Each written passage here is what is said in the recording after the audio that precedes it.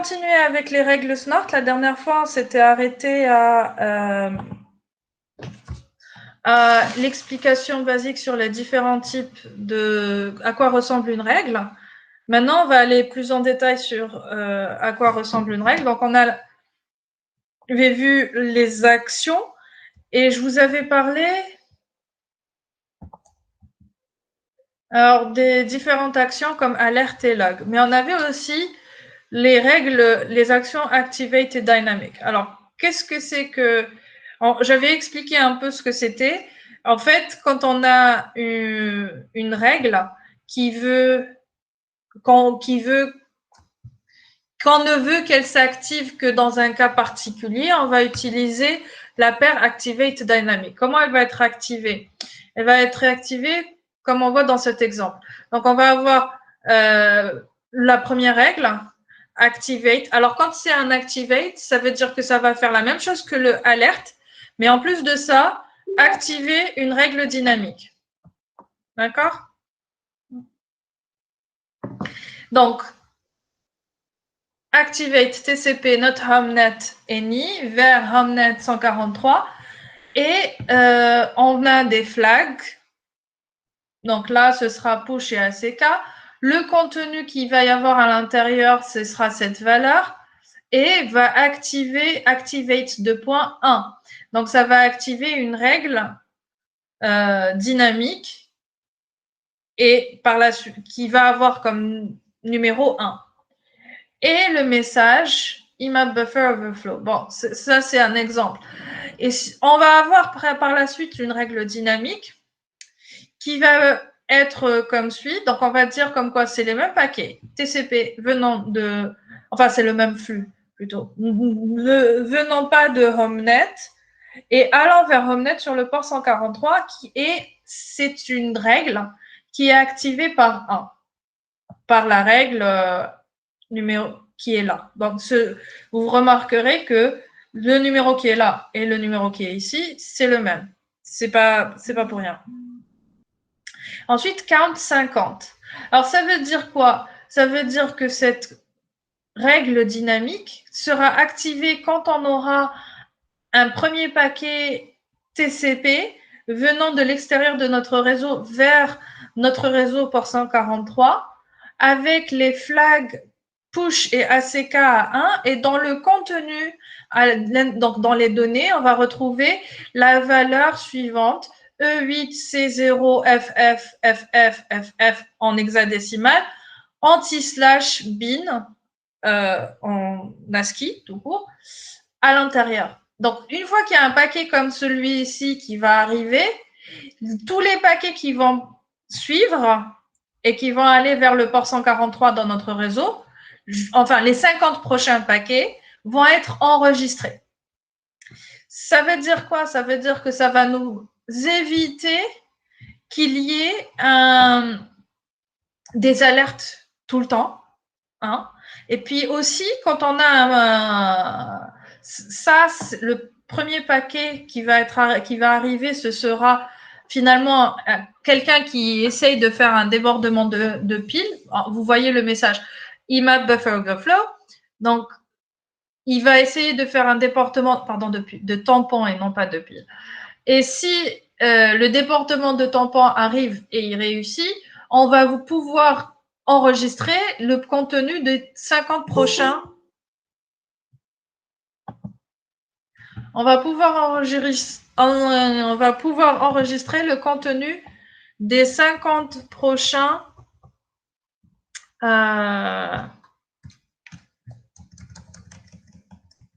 paquets pour analyse.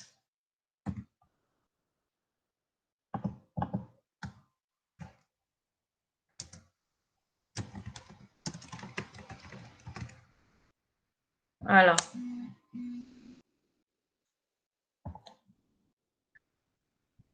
On a plein d'autres options dans une règle possible. Vous avez MSG, on l'avait vu, log2 pour dire vers quel paquet, enfin, pour dire quand j'analyse le paquet dans un fichier nommé par l'utilisateur.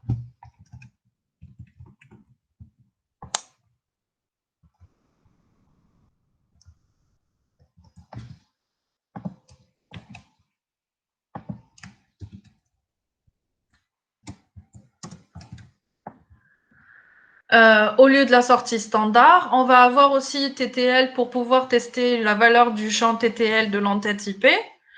On pourra aussi tester le TOS, tester le champ ID-IP pour l'entête IP.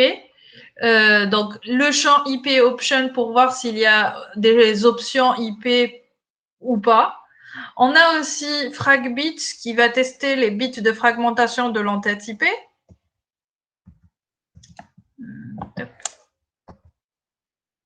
Et plein d'autres valeurs comme ACK pour tester le champ d'acquittement, donc la valeur du numéro d'ACK dans un paquet TCP, la valeur du numéro de séquence dans un paquet TCP, les flags TCP, les valeurs des flags TCP, E-type, ce qui va nous permettre de spécifier le champ type ICMP contre une valeur spécifiée particulière, E-code pour le code ICMP, ICMP ID, ICMP séquence par rapport à la valeur ID pour un paquet echo ICMP et le numéro de séquence d'un echo ICMP. Et content qui va nous permettre de rechercher un motif dans la charge d'un paquet. Bon, il y a aussi offset qui permet de modifier l'option content et qui va fixer le décalage du début de la tentative de correspondance de motifs. Ça veut dire que au lieu que je commence la recherche de mon contenu qu'il y a dans content au début du paquet, au début des données, je vais plutôt commencer à partir de l'offset, de la valeur qui est dans offset. Depth, c'est pour dire la profondeur maximale de recherche pour la tentative de correspondance de motifs. Toujours, on a le content.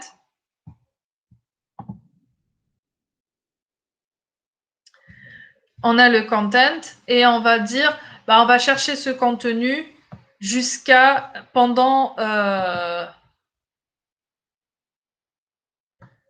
on va chercher ce contenu, jusqu'à telle profondeur. No case pour dire que on n'a pas besoin d'avoir une sensibilité à la majuscule et la minuscule. Flow va permettre de définir le flux. Donc, par exemple, est-ce que le flux, si on parle d'un flux TCP, on va pouvoir dire est-ce que le flux est établi ou n'est pas établi? Est-ce qu'il est vers le client, vers le serveur, depuis le client, depuis le serveur? Est-ce qu'il y a de la fragmentation ou pas de fragmentation? Et voilà. Donc, on va retrouver tout ça un peu plus en détail. Pour FragBits, en fait, les valeurs qu'on va retrouver, c'est finalement, c'est si vous vous rappelez, dans l'entête IP, il y a 3 bits qui vont permettre de dire est-ce qu'il y a un autre fragment? Est-ce que c'est le dernier fragment? Est-ce que le paquet est autorisé à être fragmenté ou pas? Et on a un bit qui veut dire qui est réservé. Alors, pour les valeurs, on va avoir ces 3 valeurs de FragBits, soit R pour reserved bit, D pour don't fragment bit.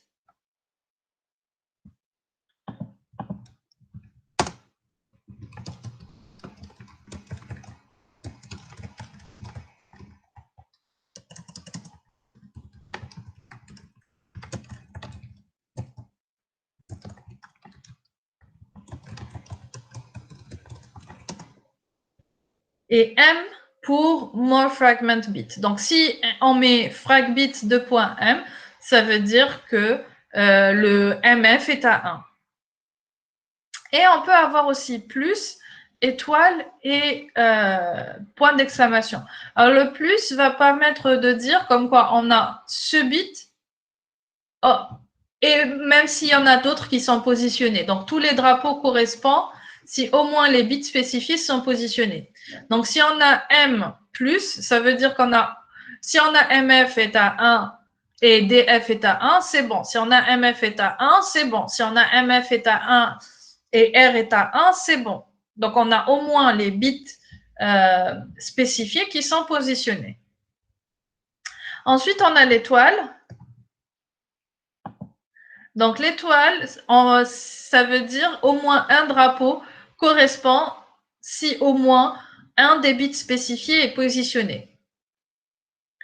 Et on va avoir le NOT, ce qui va correspondre à aucun drapeau.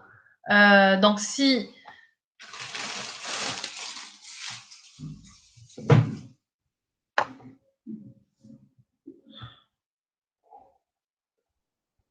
correspondre à si aucun des bits spécifiés n'est positionné. Par exemple, si on a ici fragbits R+, ça veut dire qu'on va avoir au moins le R qui est à 1 et les autres peuvent être positionnés ou pas. Donc, ce que je vous demande de faire, c'est de créer une règle qui va permettre d'enregistrer un ensemble de paquets, de 40 paquets, entrant ou sortant, si un paquet UDP venant de l'extérieur du réseau vers le port 138 des machines du réseau interne contient cette valeur en hexadécimal. Je vous laisse le temps d'y réfléchir et vous me répondez par message.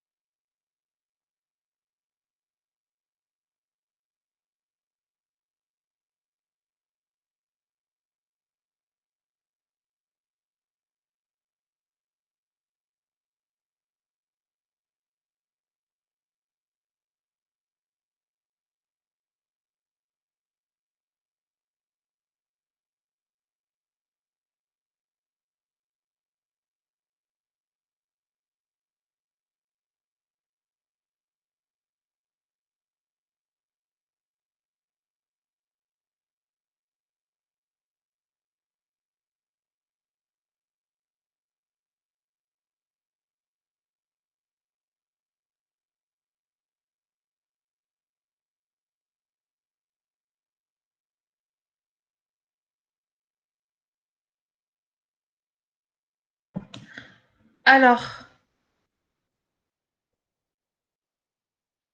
ok. Activate UDP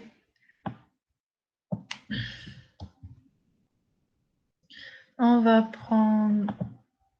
copier ça.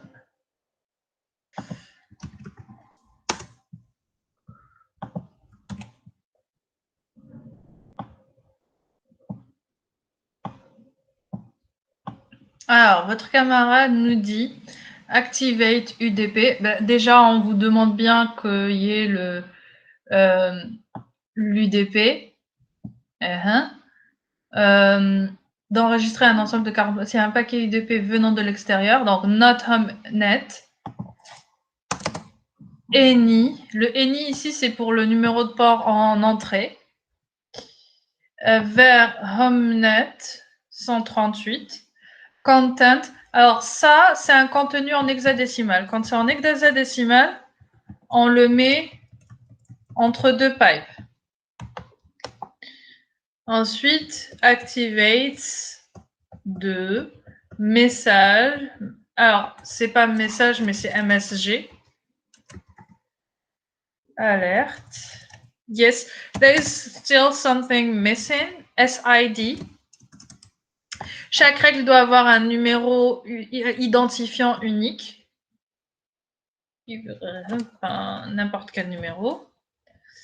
Ensuite, on va avoir Dynamic UDP, not HomeNet. Alors, on vous dit qu'il va permettre d'enregistrer un ensemble de 40 paquets entrants ou sortants. Donc là, on va devoir mettre entrant ou sortant, donc la direction, double direction. HomeNet 138, activated by 2 count 40. Yes.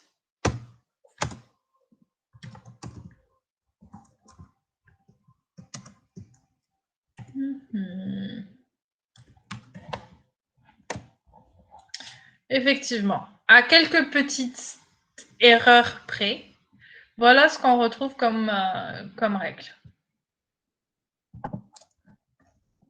Vous avez compris pourquoi, comment, etc.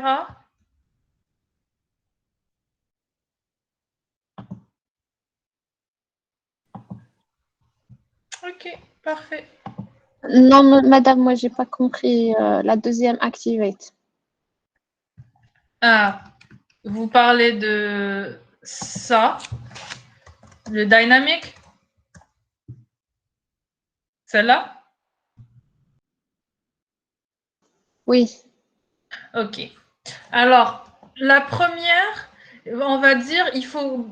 En fait, le problème qui se pose quand on utilise ça, c'est que si on mettait... parfois, on a un paquet qui va permettre de dire, par exemple, le premier paquet, si on dit comme quoi c'est cette valeur qui va être retrouvée, en fait, ce qu'on va chercher, c'est on cherche un contenu qui va vers un service bien particulier. Et on sait que ce contenu va être la signature ou le début, la signature d'une attaque. Imaginons que ça, ce soit une partie de ce qui va être envoyé dans une attaque de buffer overflow contre le service qui est sur le port 138 UDP. Donc, une fois qu'on a ça, qu'est-ce qu'on va dire? Finalement, la première va alerter déjà. Mais ce qu'on veut aussi, c'est enregistrer ce qui vient après, ce qui va se passer après, que ce soit les messages qui sont envoyés par l'attaquant ou même parfois aussi les messages qui vont être en réponse à l'attaquant pour pouvoir savoir ce qui se passe, ce que l'attaquant a fait, etc. Et ce que ma machine, à l'intérieur de mon réseau, comment elle a répondu. Donc, le dynamic ici, qu'est-ce qu'il va faire? Et aussi, autre chose, c'est que on ne veut pas qu'il y ait des alertes pour tout. Ça veut dire que je n'ai pas envie comme quoi il y a certains paquets qui n'ont pas besoin d'alerter. Par exemple, celui-là, ceux qui vont venir après, n'ont pas besoin d'alerter puisqu'on a le premier qui a alerté. Et ce qui vient après, c'est pas sûr qu'on ait une signature pour cela. Mais on veut savoir ce qui va se passer après. Donc, on va dire que si tel paquet est arrivé, enregistrez tous les paquets qui viennent après. Pas tous, puisqu'on vous dit les 40 paquets qui viennent après. D'accord. Voilà. En fait, c'est un peu comme l'idée derrière une porte, par exemple. Vous êtes à la maison, vous êtes en train de...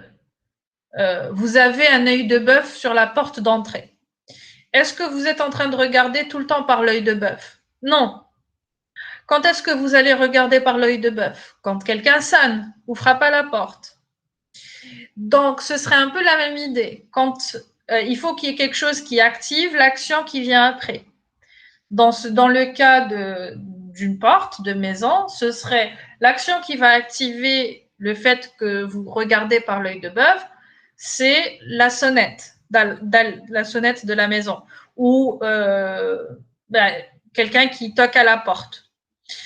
Et ce n'est que quand il y a eu cette action que vous allez aller voir ce qui se passe en regardant à travers l'œil de bœuf.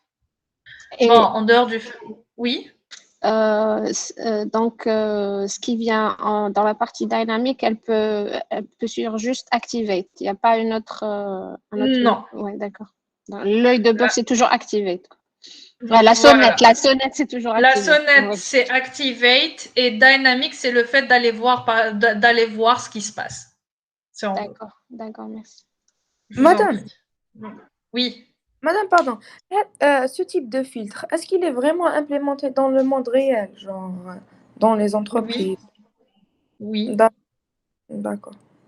Il est vraiment implémenté dans le monde réel. Pourquoi? Parce que en fait, ça va vous permettre d'enregistrer les paquets qui viennent après une attaque et voir ce qui s'est passé par la suite, pour une analyse. En réalité, on ne peut pas enregistrer tous les paquets qui passent. Ça, c'est impossible. On ne va pas avoir une... Comment ça s'appelle? Ah, I forgot the word. On n'aura pas les capacités de stockage suffisantes pour enregistrer tout ce qui passe.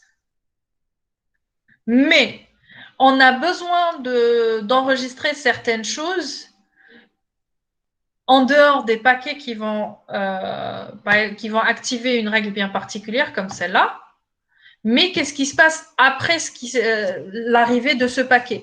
Pourquoi? Parce que si on considère ça comme quoi c'est un buffer overflow, c'est pas forcément dans ce paquet-là qu'il va y avoir la suite du code qui va être envoyé. Et moi, je veux savoir ce qui s'est passé après aussi. Donc, parfois, ça dépend de où est-ce qu'on est, bien sûr. Si je peux bloquer directement et je m'en fous si je veux bloquer directement et je m'en fous du reste, je bloque directement et de toutes les façons, il n'y aura pas d'autre communication. Et dans d'autres cas, je ne veux pas bloquer, mais je veux voir ce qui se passe après. Par exemple, si c'est un IDS qui protège un honeypot. En fait, il n'est pas en train de protéger réellement le honeypot, mais il est en train d'enregistrer certaines choses. En dehors du fait que le honeypot va enregistrer d'autres choses, mais lui aussi, il va avoir certains paquets qui va enregistrer. Donc, c'est bien de pouvoir avoir une idée de ce qui se passe après une attaque. Qu'est-ce que l'attaquant va faire? Que ce soit dans le cas d'un honeypot ou tout autre part. Et en plus de ça, par exemple, pourquoi ici dans cet exemple on vous a dit entrant ou sortant? Parce que c'est vrai que vous allez me dire, mais madame, nous ce qu'on veut c'est ce que l'attaquant va envoyer, mais je veux aussi savoir ce que la victime va répondre, parce que dans la réponse de la victime, je vais pouvoir savoir est-ce qu'il y a eu des fuites de données, est-ce qu'il y a eu est-ce que la victime a répondu favorablement à l'attaque, et ainsi de suite, pour pouvoir faire d'autres choses, appliquer d'autres mesures. Ok. Ça, donc, content, je vous ai dit, quand c'est en hexadécimal, on va le mettre entre pipe et tout ce qui est en ASCII va être en dehors des pipes, en dehors de des barres verticales.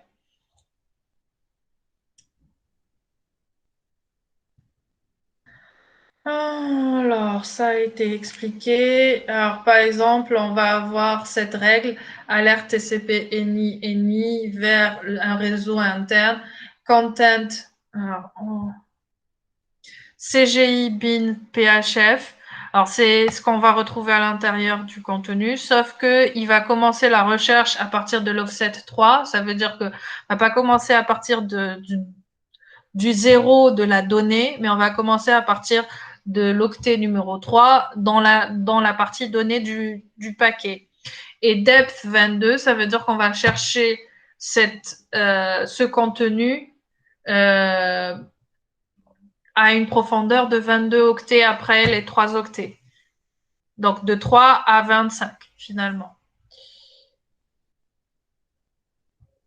Donc les flags qu'on va avoir, ça va être F, S, R, P, A, U, 2 et 1. Alors vous vous rappelez comme quoi dans l'entête TCP, les flags correspondent à un seul octet. Dans cet octet, il y a donc 8 bits. Les 8 bits, il y en a 6 pour les flags fin, SYN, RST, push, ACK et urgent.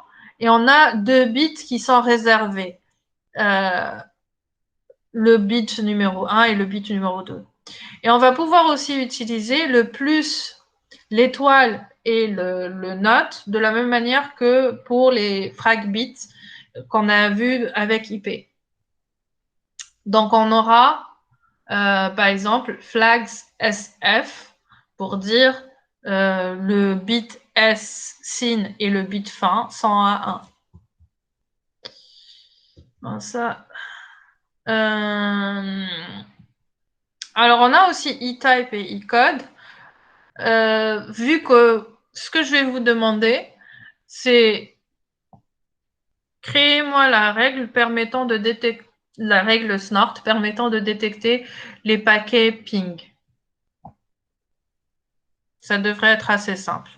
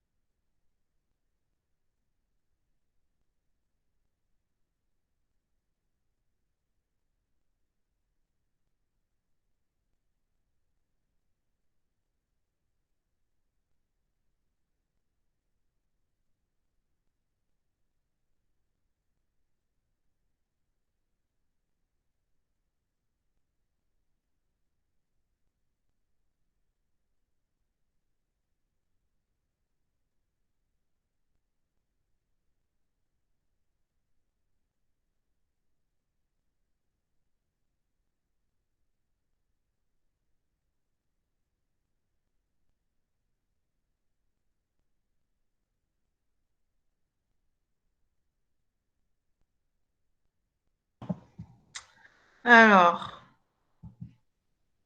votre camarade,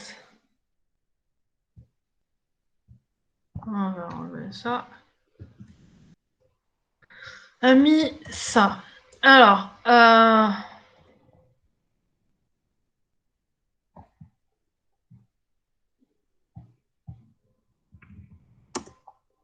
et un autre a mis ça.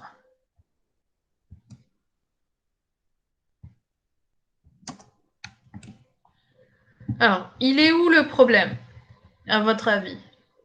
Les deux posent problème.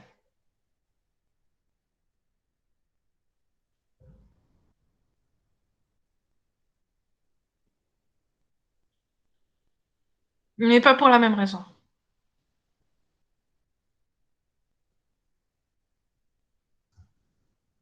Alors, si on regarde le deuxième, le problème qui se pose ici,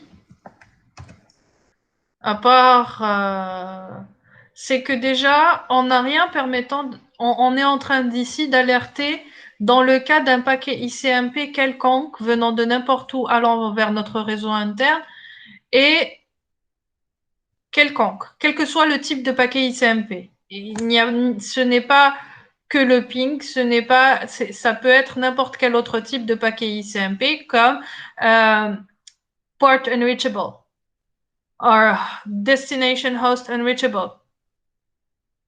Donc tout ça, ça vient d'ici, de là le problème. Donc il manque quelque chose. Et dans le premier, que manque-t-il? Il manque le message d'alerte maintenant, peut-être. Il manque le SID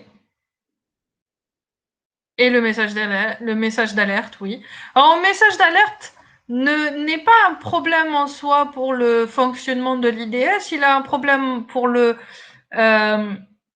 l'humain qui va ensuite devoir analyser ce qui s'est passé. Donc, il vous manque le SID et il vous manque le message d'alerte.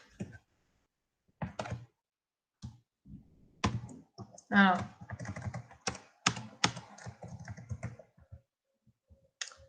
Effectivement. Donc, on va mettre voilà, et le message d'alerte. Echo request ou echo reply. Bon, ça n'a pas de sens dans l'absolu de faire une règle pareille. Ça dépendrait vraiment de ce qu'on veut vérifier. Il y a certains cas où c'est intéressant, mais ça va être beaucoup plus spécifique que d'avoir une règle pour un ping. Ce serait peut-être une règle pour un ping vers une adresse IP non existante dans notre réseau, ou une règle pour oui, par exemple. Bon. Madame, oui. Madame, s'il vous plaît, j'ai pas compris pourquoi dans le type on a mis 0,8. Ah, parce que quand on a le type ICMP 0 et le type ICMP 8, c'est quoi? L'un, c'est echo request et l'autre, c'est echo reply. Quand on a le type dans l'entête ICMP, vous avez le type et le code. Lorsque le type est égal à 8, alors c'est un echo request. Lorsque le type est égal à 0, alors c'est un echo reply.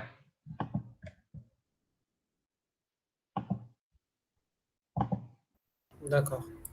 Alors.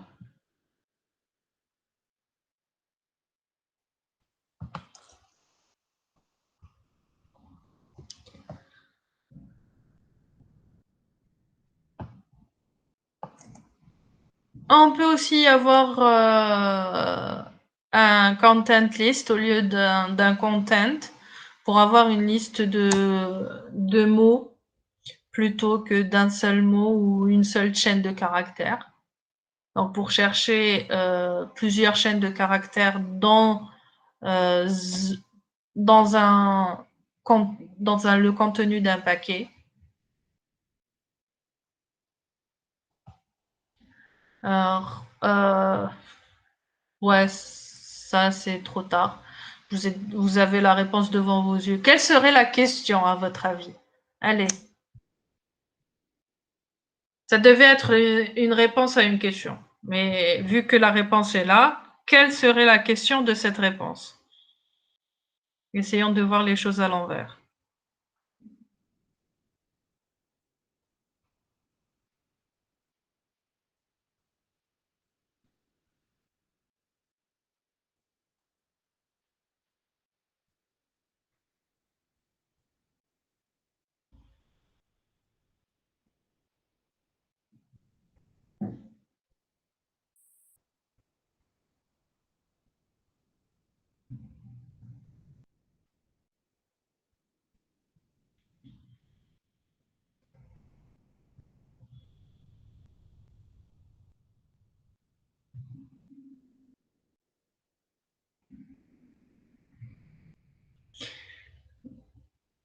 Tous les echo requests.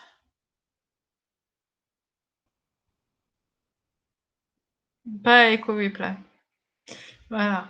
Effectivement, ça aurait été détecter les echo requests contenant la valeur 0,000 en hexadécimal que vous voyez entre deux pipes pour le content et dans la taille est de 20 octets. Yes. Et qui soit entrant ou sortant. Tout à fait.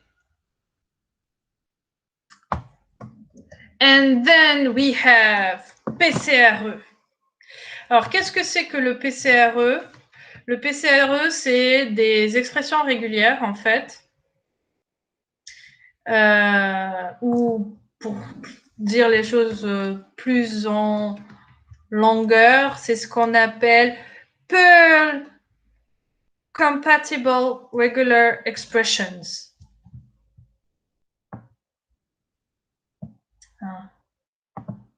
Grosso modo, dans une expression régulière PCRE, qu'est-ce qu'il va y avoir? On va pouvoir définir un ensemble d'éléments pour dire, comme ce que vous avez dû faire auparavant, les expressions régulières dans vos cours en licence, j'imagine, quand vous avez dû faire théorie des graphes, pas des graphes, théorie des langages, ou compile, ou des modules dans ce style.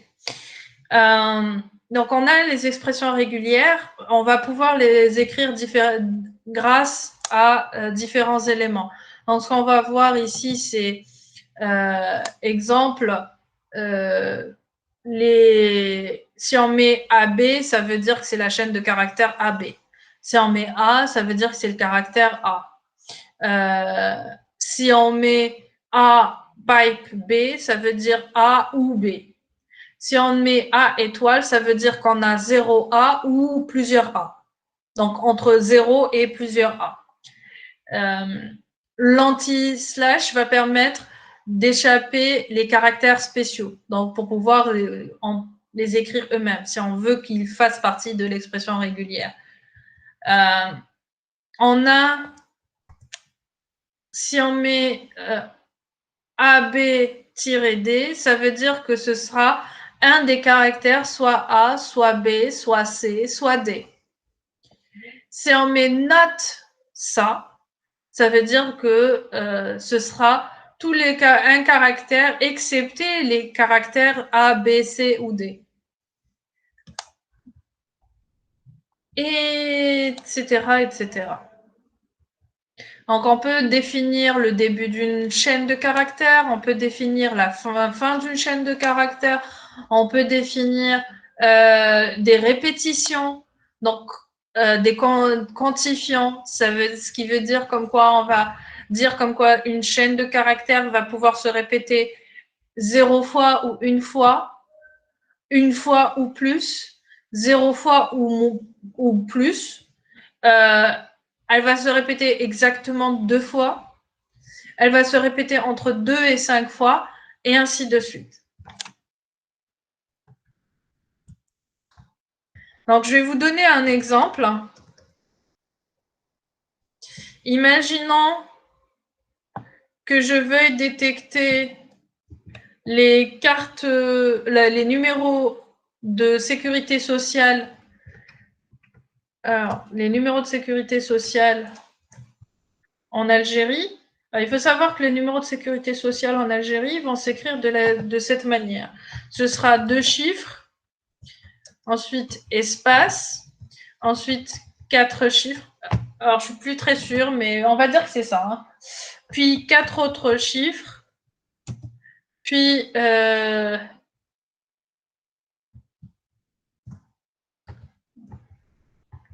4 autres chiffres. On va dire que c'est 2 chiffres, 4 chiffres, 3 fois. Pour avoir un numéro de sécurité sociale et des tirets entre l'ensemble de chiffres. Donc, ce qui veut dire comme quoi, ce qu'on veut faire, c'est qu'on voudrait éviter que des éléments avec des numéros de sécurité sociale sortent en clair de notre réseau. Donc, si on devait écrire la règle pour ceux qui veulent le détecter, ce serait, imaginons alerte TCP, ENI, allant de n'importe où vers n'importe où. Et on va dire message détection de numéro de sécurité sociale en clair. Ensuite, là, on va utiliser une expression régulière. Pourquoi? Parce que, en fait, ça va dépendre. On ne peut pas dire que ce sera toujours la même chose. Les chiffres ne vont pas être toujours, par exemple, 10,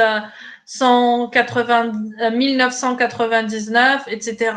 Ça peut être 20, ça peut être 15. Donc, on n'a pas une valeur qui va être stable. Par contre, on va pouvoir avoir, on sait qu'est-ce qu'il y a à l'intérieur. Alors, il faut savoir comme quoi les éléments comment on va écrire la chaîne de la règle, l'expression régulière. L'expression régulière sera toujours entre un guillemet slash au début et un slash guillemet pour fermer l'expression régulière. Ici, on vous a dit comme quoi il y a 2 chiffres. Ça voudrait dire que ce serait de 0 à 9.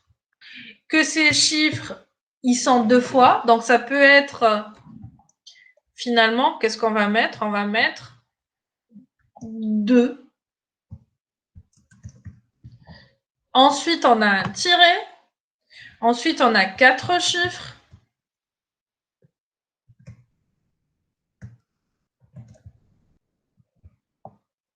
Et cette fois-ci, 4. Alors, je peux mettre aussi comme ça. Alors, regardez ici. Quand on va dire entre 2 accolades, ce serait l'expression régulière va être soit fois 2, en fait, entre 2 fois répété jusqu'à 5 fois. Donc, je peux mettre, si je mets 4, 4, ça veut dire que ce sera exactement 4 répétitions. Et j'ai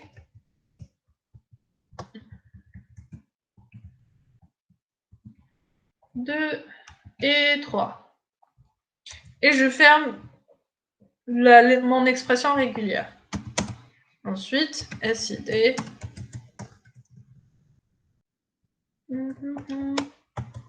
Et puis voilà. Ah, voilà. C'est ce qu'on va retrouver. Donc, le mot-clé qui va nous permettre d'utiliser les expressions régulières pour la recherche dans le contenu d'une expression régulière, c'est PCRE. Et on va pouvoir mettre une expression régulière entre guillemets slash guillemets. Voilà. Alors maintenant, ce que je vais vous demander de faire et à quoi réfléchir, ce serait détecter une injection SQL. Alors, une injection SQL assez simple. Je ne vous demande pas toutes les injections SQL, je ne vous demande pas je vous demande une injection en particulier qui va être écrite de cette manière.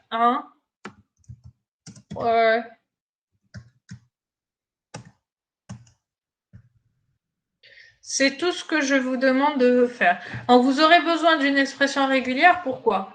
Parce que souvent, cette cote ne va pas forcément s'écrire comme étant une cote. Ça peut être écrit comme étant le 1% 27 sa valeur Unicode. Ce OR peut être écrit en majuscule, en minuscule ou autre, etc., etc. Donc, vous prenez ça en considération pour essayer de trouver la syntaxe permettant de répondre, de trouver les injections, de détecter les injections SQL pour ça. Enfin, ce genre d'injection SQL, plutôt. Yes. Nope. Nope, it's okay.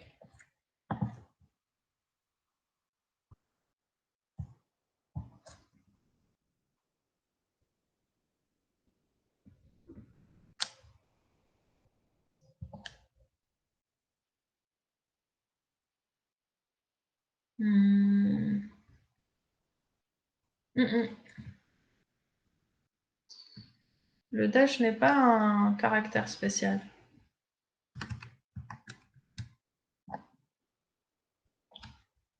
Non.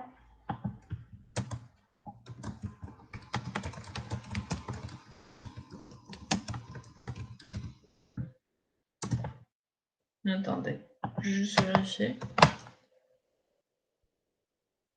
Non, c'est pas un caractère spécial.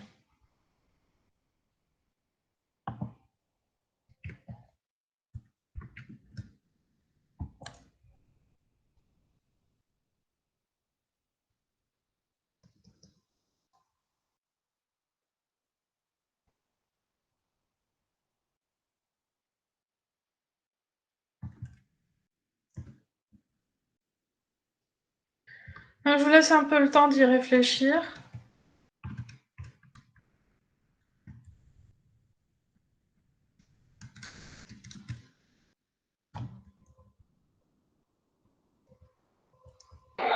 S'il vous plaît, madame, réafficher le bloc-notes. Oui, un instant.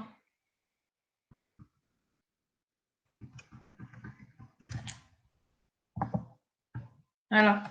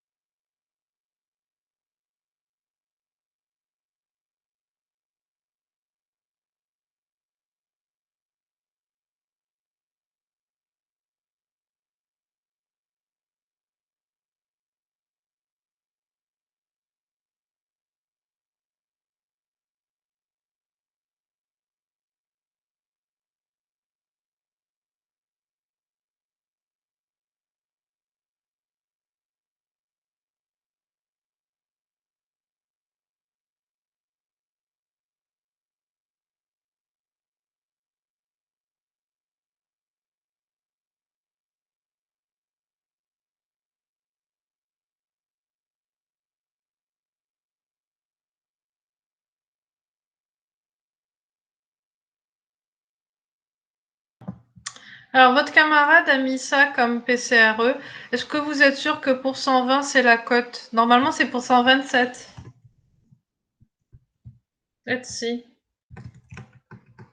Juste vérifier.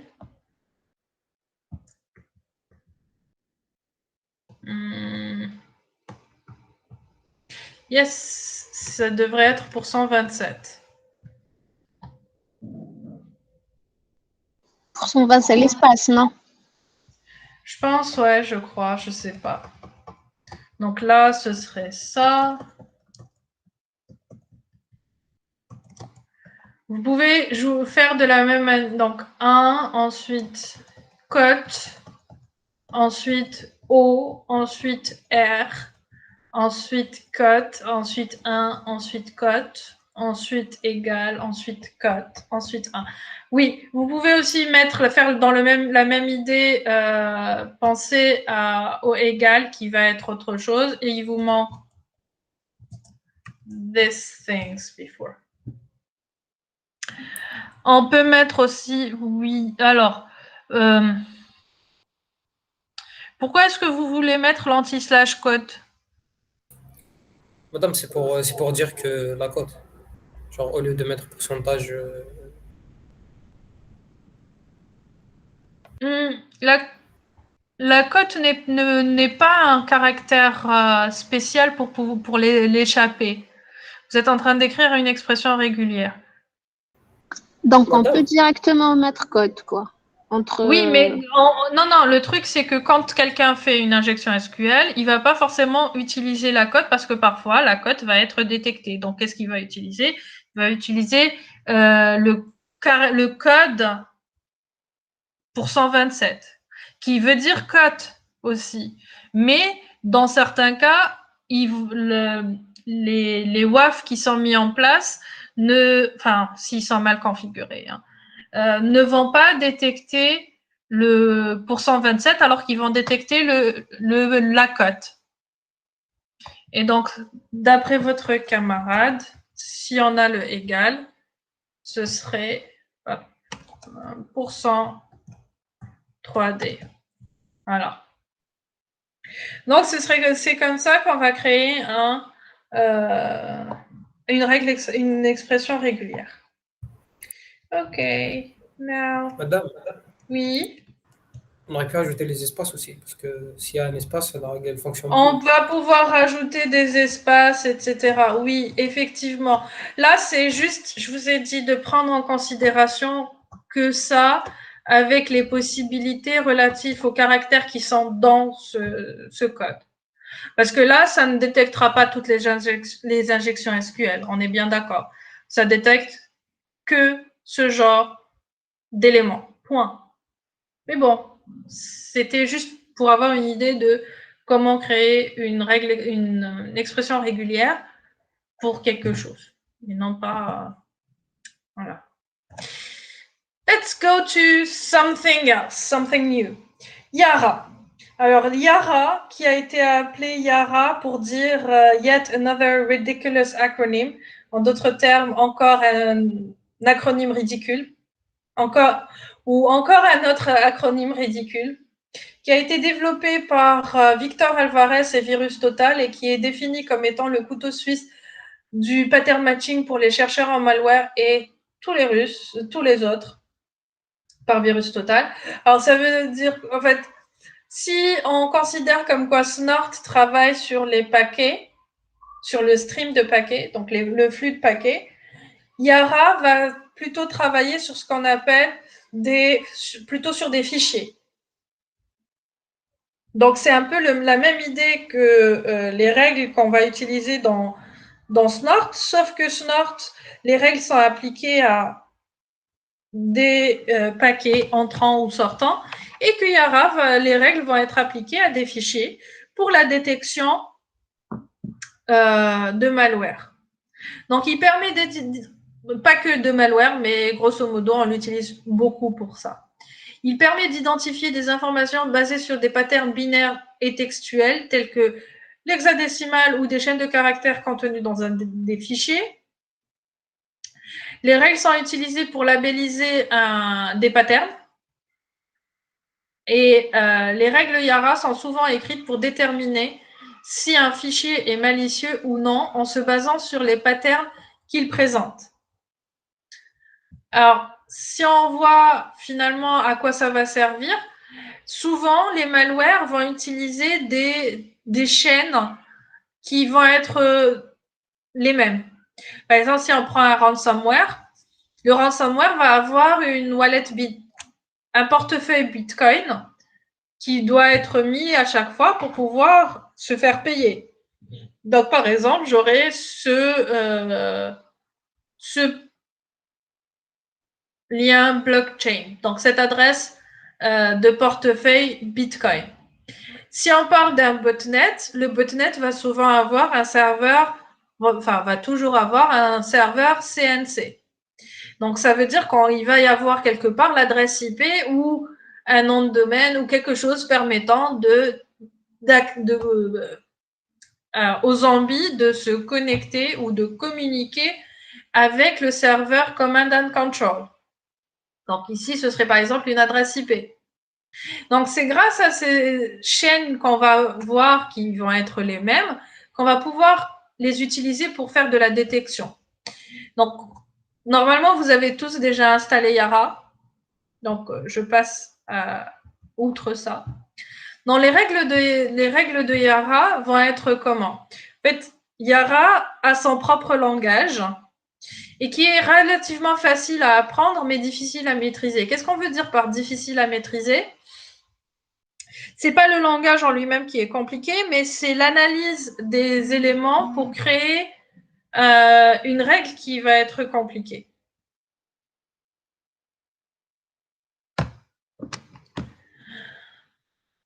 Donc, chaque commande Yara va avoir besoin de 2 arguments pour être valide. Le fichier de règle qu'on crée et le nom du fichier, dossier ou idée de processus sur lequel on va utiliser la règle pour tester. Donc, on va prendre un exemple de règle. Il faut savoir que chaque règle doit avoir un nom et une condition. Donc, si on veut utiliser la règle qui est dans le fichier myrule.yar sur un dossier ou un fichier, on va utiliser la commande suivante. Donc, Yara, le nom du fichier règle, puis le chemin ou le nom du fichier ou du dossier qu'on veut analyser. Et un fichier de règles, il a pour extension .yar, il va être comme suit. On aura, par exemple, rule, le nom de la règle, accolade ouvrante. Il doit y avoir au moins une condition à l'intérieur. C'est le strict minimum. Donc, condition de point, true, et on ferme l'accolade. Donc là, cette règle va vérifier juste une chose. Comme quoi, il y a bien un fichier. Il ne vérifie rien, en fait, puisqu'elle est toujours vraie à condition que le fichier existe. Donc, quand vous allez faire Yara, par exemple, si ça, c'est dans le fichier myrule.yar, et qu'on met un nom de fichier, ce sera vrai si le fichier existe, ce sera faux si le fichier n'existe pas. C'est tout. Donc, chaque règle Yara va commencer par rule, suivi par un identifiant de règle. Ces identifiants vont utiliser la même convention que celle du langage C. Ça veut dire comme quoi ce sera un ensemble de caractères alphanumériques plus le tiret bas, mais le premier caractère doit être une lettre. Voilà. Et les identifiants de règles sont sensibles à la casse et ne peuvent pas excéder 128 caractères. Ça veut dire que si vous appelez une règle, vous l'appelez Yara tout en majuscule, et ensuite que vous faites appel à cette règle avec Yara tout en minuscule, c'est pas la même chose. Il y aura un problème. Il existe plusieurs conditions et mots-clés dont on va avoir alors des mots-clés, meta, strings, conditions, etc. Donc, dans meta, qu'est-ce que c'est? C'est une section qui est réservée pour mettre les noms de l'auteur, pour mettre un descriptif de la règle. En fait, c'est un genre de comment dire? C'est un genre. Pardon.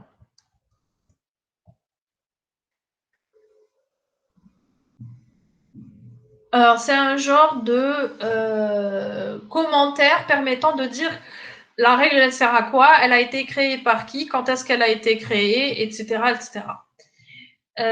Donc, et bien sûr, on peut mettre des commentaires dans nos règles. On verra comment.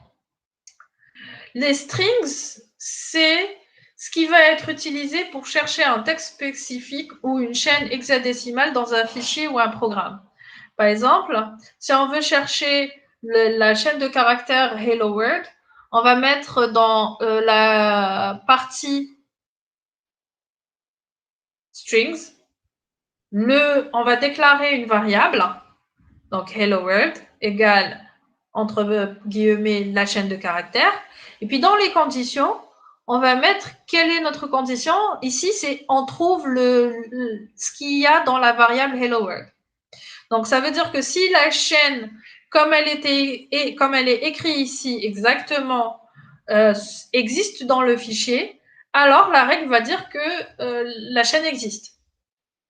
Le problème qui se pose ici, c'est quoi? C'est que cette chaîne-là, elle peut être écrite tout en majuscule, tout en minuscule, certaines lettres en majuscule, d'autres lettres en minuscule. Et si ce n'est pas écrit exactement comme ça, la condition ne va pas matcher. Et donc, il y aura pas, la règle ne va pas pouvoir dire ah ben on a trouvé cette chaîne de caractères parce qu'on l'a pas trouvée, on a trouvé autre chose. Pour pouvoir régler ce problème, ce qu'on va utiliser, c'est no case.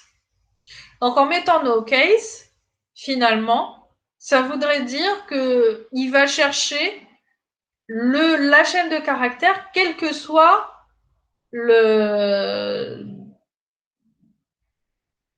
la casse utilisée, quel que soit la majuscule ou la minuscule utilisée. Bon, donc on n'a plus ce problème-là. Dans les conditions, on a plein de conditions possibles. True, pour dire toujours vrai. Any of them, pour dire s'il y a au moins l'un d'entre eux. Ça veut dire que si on a, par exemple, dans strings, on a déclaré 3 variables différentes, 3 chaînes de caractères différentes. Et dans condition, on a mis any of them. Ça veut dire que si l'une des 3 chaînes de caractères est trouvée, alors le match va se faire. All of them, ça veut dire que les 3 qui ont été définis doivent être retrouvés, matchés dans le fichier ou le programme qui est en train de se faire analyser. All of $A étoile, ça voudrait dire comme quoi toutes les chaînes dont l'identifiant commence par $A doivent être retrouvées dans le fichier analysé. Any of A, B et C, ça veut dire que si on a A qui est vrai, alors c'est bon. Si on a B qui est vrai, même si A et C ne matchent pas, c'est bon, et ainsi de suite. One of étoile, dollar étoile, c'est la même chose que any of them, parce que tout simplement, toutes les chaînes de caractères, toutes les variables strings vont commencer toujours par le dollar. Donc, le fait de mettre dollar étoile, ça veut dire que ce sera il suffit que l'une des variables match, l'une des chaînes de caractères match pour que ce soit bon. Et puis, on va avoir aussi des opérateurs, différents opérateurs comme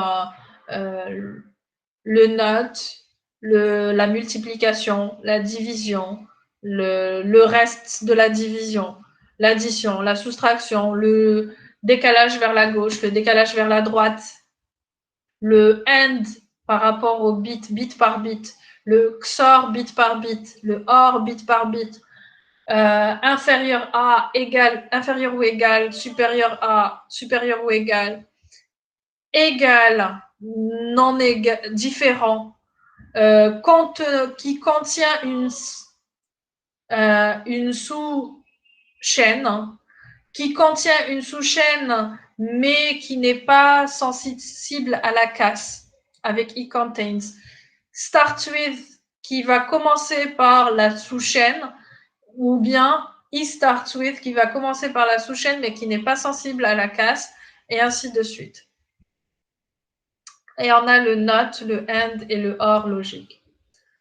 Là, ce sera, par exemple, c'est pas bit par bit, mais c'est soit, par exemple, soit la valeur, soit la variable A, soit la variable B, par exemple. Ou bien pas la variable A. Mais c'est pas faire bit par bit les choses and et or, etc. Donc ça, si je mets ça, la condition hello world inférieure ou égale à 10, ça veut dire que cette règle retournera vraie que si la chaîne de caractères hello world a été existe soit entre 0 et 10 fois. Si elle existe 11 fois dans le fichier à vérifier, cela ne retournera pas vrai, parce que c'est supérieur à 10. Voilà. On peut combiner des conditions multiples. Par exemple, ici, ce serait détecter les fichiers TXT qui vont avoir la chaîne de caractères Hello World. Et donc, on aura la condition Hello World, donc la variable qui a été définie ici, plus la variable qui a été définie là, and TXT file. Alors, on peut aussi avoir des modules importés comme PE, ELF, AH, Math, QCode, .NET, Time, etc.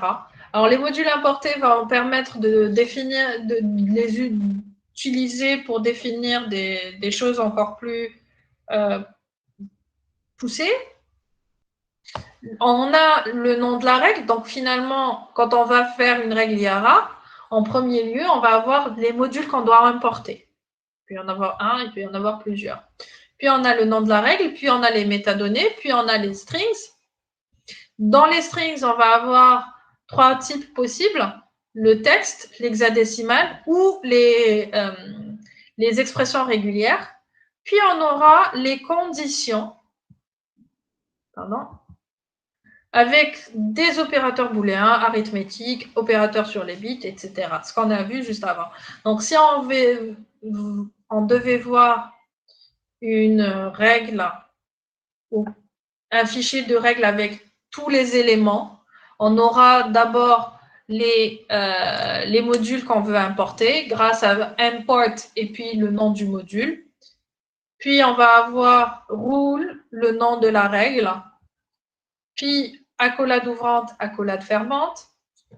Dans Meta, on aura des données sur le créateur de la règle, la description, le hash de la règle, si on veut la mettre aussi. Dans Strings, on va avoir les différentes chaînes de caractères qu'on recherche.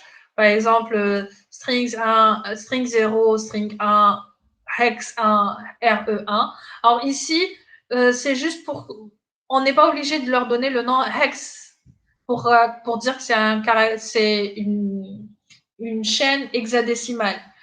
À partir du moment où vous commencez par accolade ouvrante et vous terminez par accolade fermante et que vous mettez de l'hexadécimal, on sait que c'est de l'hexadécimal. Si c'est une chaîne de caractères, ce sera entre guillemets. Si c'est une expression régulière, ce sera entre anti-slash. Non, entre slash, pardon, pas anti-slash. Anti-slash, c'est dans l'autre sens.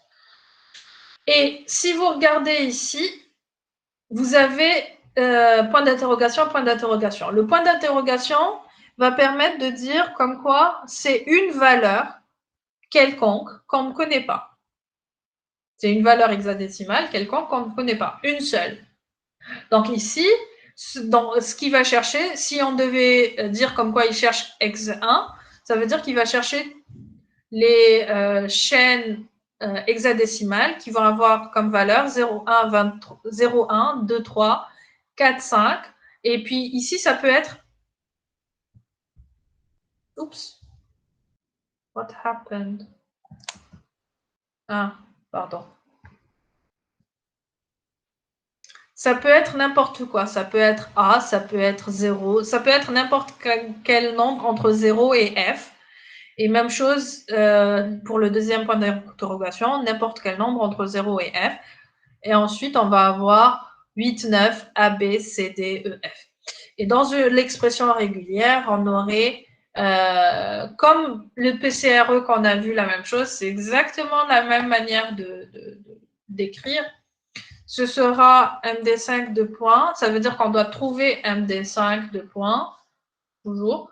Et puis, on va avoir un ensemble de valeurs entre 0 et 9, ou AZ minuscule, ou AZ majuscule, tel qu'il y a 32 occurrences, puisque une valeur MD5 va être sur 16 octets. Normalement. Je vais juste vérifier.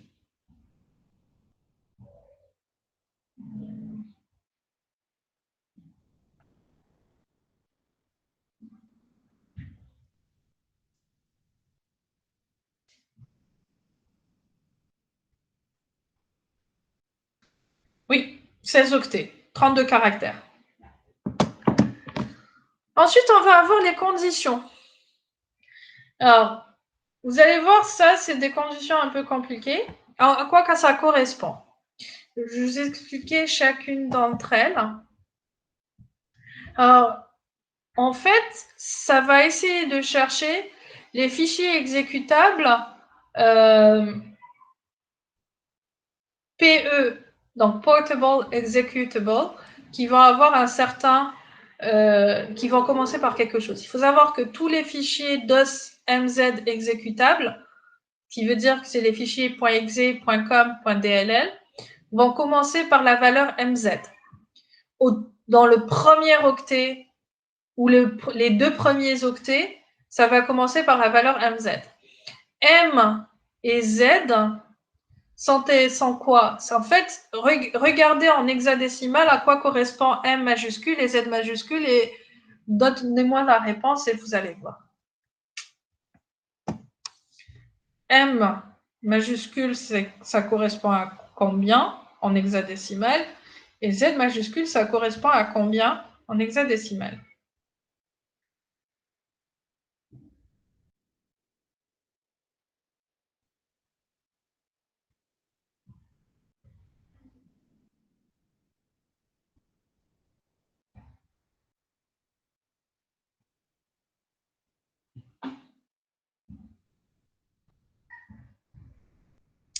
Exactement. M, ça correspond à 4D et Z, ça correspond à 5A. En fait, ici, ils sont inversés.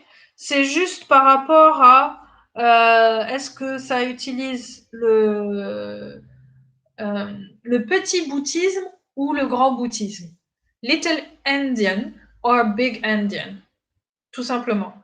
Donc, dans ce cas-là, si je ne me trompe pas,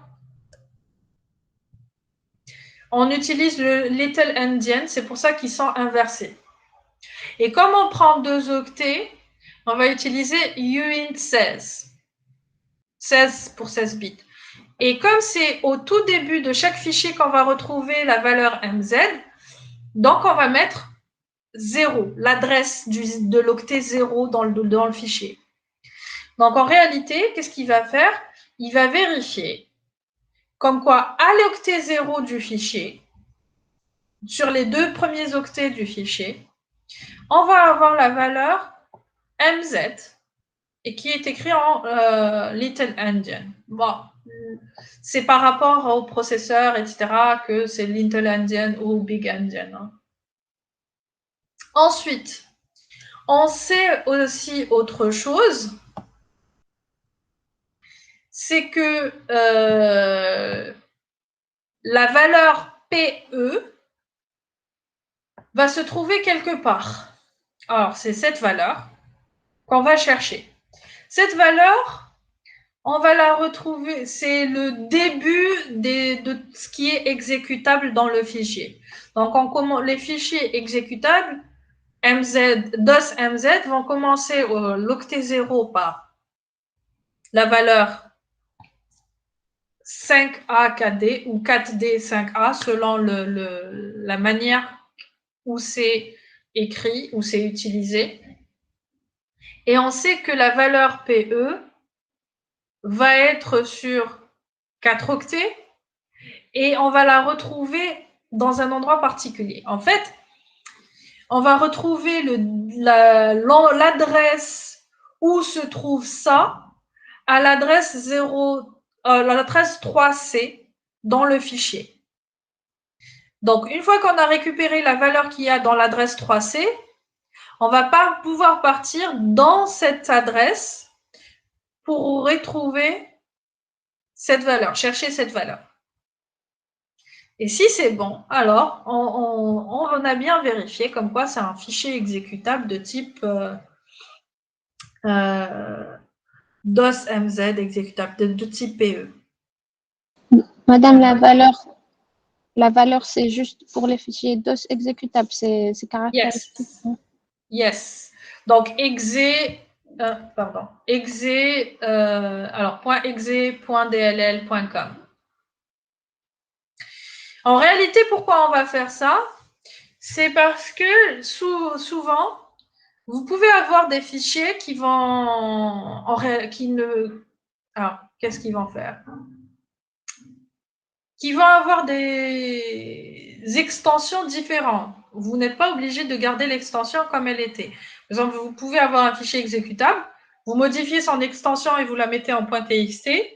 Ça n'empêche pas que c'est un fichier exécutable. Sauf que ce que vous voyez quand vous voyez le nom du fichier, c'est .txt. Alors que à l'intérieur, dans le premier octet, on va bien voir comme quoi c'est un exécutable.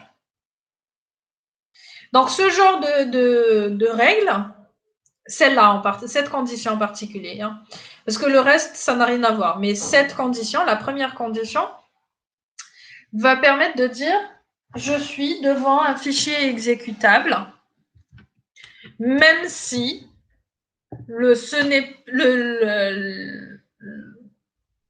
même si, comment on dit même si, j'ai oublié le mot. Même si l'extension. Voilà, merci. Même si l'extension n'est pas .exe ou .dll ou .com. Voilà. Mais ça reste un fichier exécutable PE, Portable Executable.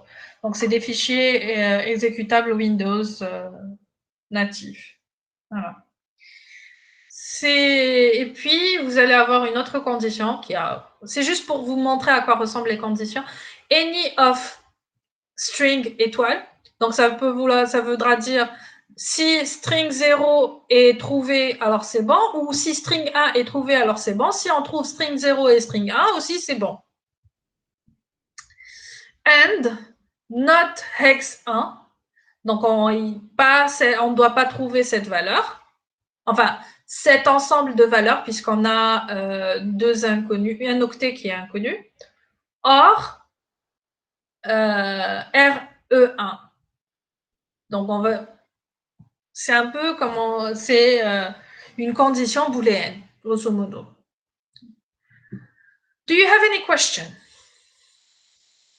Madame, le note, c'est juste sur le X1, c'est ça? Oui. Ici, c'est juste sur le X1.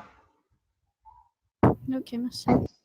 Madame, oui. le wide string 0.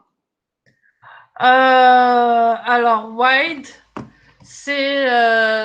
je vais vous dire ça tout de suite. Un instant. Non.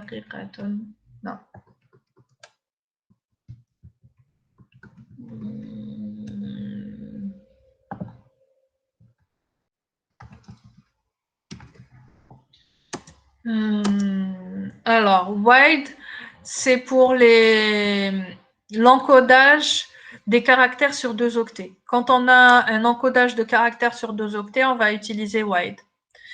L'encodage de caractères sur 1 octet, ce serait la ASCII. Donc, on n'a pas besoin d'utiliser wide. Quand on a de l'UTF-16, par exemple, on aura besoin d'utiliser wide. Voilà. Merci. Je vous en prie. Something else?